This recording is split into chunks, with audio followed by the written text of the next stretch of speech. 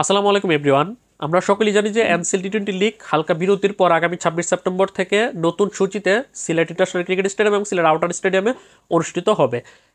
যার কারণে আমি কিন্তু অলরেডি রাজশাহী বিভাগের সময়সূচি নিয়ে কথা বলেছি। আজ দ্বিতীয় পর্বে কথা বলবো সিলেট বিভাগের এনসিএল টি-20 লিগের তাদের বাকি ম্যাচগুলোর সময়সূচি।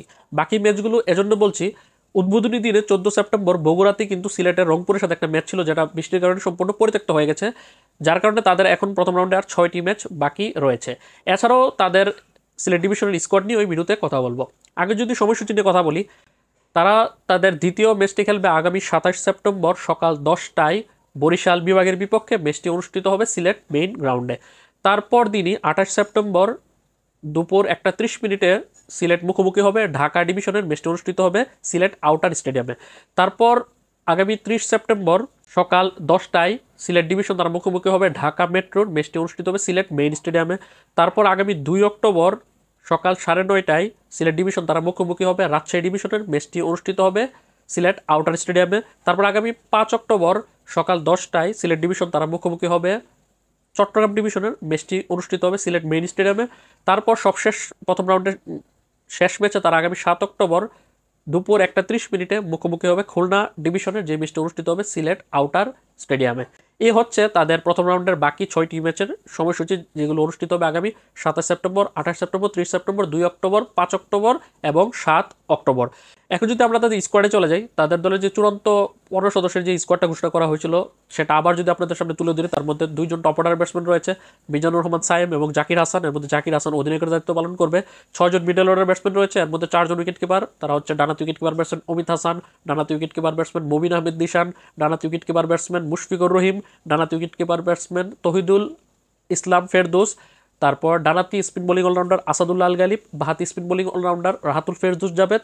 3জন জেনুইন স্পিনার রয়েছে, তারা হচ্ছে ডানাতি অফ স্পিনার শাহানুর রহমান, বাহাতি স্পিনার নাবিল সামাদ, ডানাতি লেগ স্পিনার নাইম হোসেন সাকিব এবং 4জন ডানাতি পেসার রয়েছে, তারা হচ্ছে আবুজার চৌধুরী রাহি, এবাদত হোসেন, রাজা রহমান রাজা এবং খালেদ আহমেদ। এই দলের মূল স্তম্ভরে হচ্ছে তাদের পেস বোলিং বিভাগ, যেখানে এবাদত, খালেদ, আবুজাদ রাহি, রাজার মতো বোলাররা রয়েছে। এছাড়া ব্যাটিংয়ের মধ্যে মুশফিকুর রহিম এবং জাকির হাসানের প্রতি পুরো ফোকাসটা থাকবে। মুশফিকুর রহিম রাজশাহী বিভাগ থেকে, সে সিলেট বিভাগের হয়ে এবার খেলবে। তাদের দল স্ট্যান্ড বাই মোট 8জন ক্রিকেটার আছে। তারা হচ্ছে 4জন ব্যাটসম্যান আছে, তারা হচ্ছে তৌফিক খান তুষার, মাজারুল হক মাজেদ, ওয়াসিফ আকবর, আশরাফুল হাসান রিহাত। একজন পেস বোলার আছে মহিউদ্দিন তারেক। এছাড়াও রয়েছে তানজিম হাসান সাকিব, নাসুম আহমেদ এবং জাকির আলী অনিক। যদিও তানজিম হাসান সাকিব, জাকির আলী অনিক এবং নাসুম আহমেদ এই 3জন বর্তমানে কিন্তু এশিয়া কাপে খেলছে। এশিয়া কাপ শেষে তারা শারজাতে চলে যাবে, কারণ আফগানিস্তানের বিপক্ষে আগামী 2, 3 এবং 5 অক্টোবর 3টি টি-20 ম্যাচ আছে, যার কারণে টি-20 সিরিজ থাকার কারণে আফগানিস্তানের বিপক্ষে তারা দেশে ফিরতে পারছে না। অন্যদিকে ওয়ানডে সিরিজের স্কোয়াডেও কিন্তু এই 3জন ক্রিকেটার থাকবে, যার কারণে আসন্ন এই এনসিএল টি-20 লিগের যে 26 সেপ্টেম্বর থেকে 12 অক্টোবর পর্যন্ত অনুষ্ঠিত হবে, সেখানে এই স্ট্যান্ড বাই থাকা 8 ক্রিকেটারের মধ্যে তানজিম সাকিব, নাসুম আহমেদ এবং জাকির আলী অনিক এই 3জন ক্রিকেটারকে পাওয়া যাবে না। বাকি স্ট্যান্ড বাই থাকা বাকি ক্রিকেটারদেরকে পাওয়া যাবে।